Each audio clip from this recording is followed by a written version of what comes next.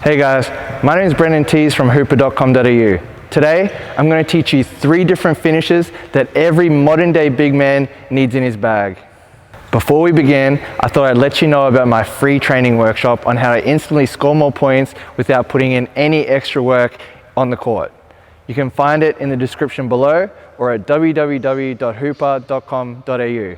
It'll have hints, facts, everything from your favorite NBA players, Anthony Davis, Steph Curry, all those guys, how they can score more points instantly without putting in any extra work. Go check it out.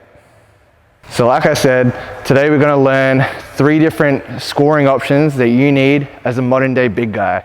And the reason I say modern day big guy is because the game is advancing to kind of space the floor. You don't see too many big guys with their back to the basket these days.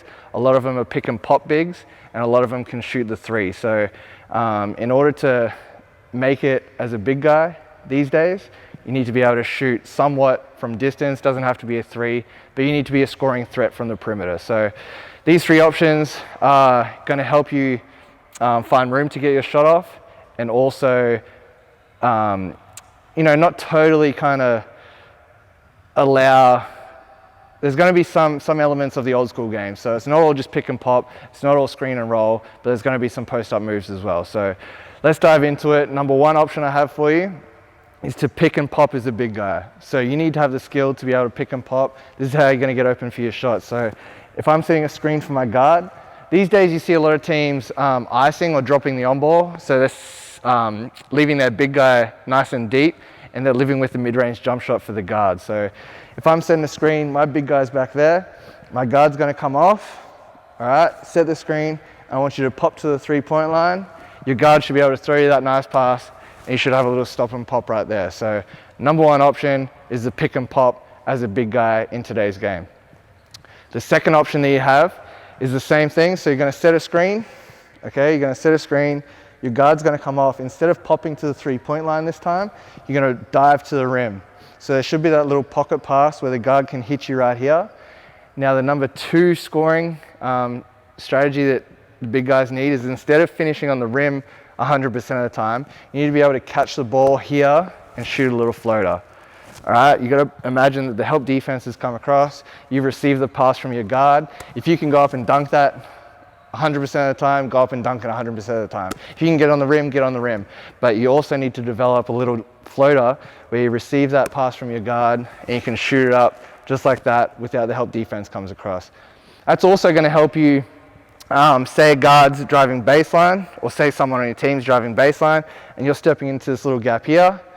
If you can't dunk it 100% of the time because the help defense has come across, you need to be able to catch it and shoot a little floater there. So that's a couple scenarios for a pick and pop big or a pick and roll big, but you definitely need to be able to pick and pop and hit that shot, and you definitely need to be able to roll and hit that little floater.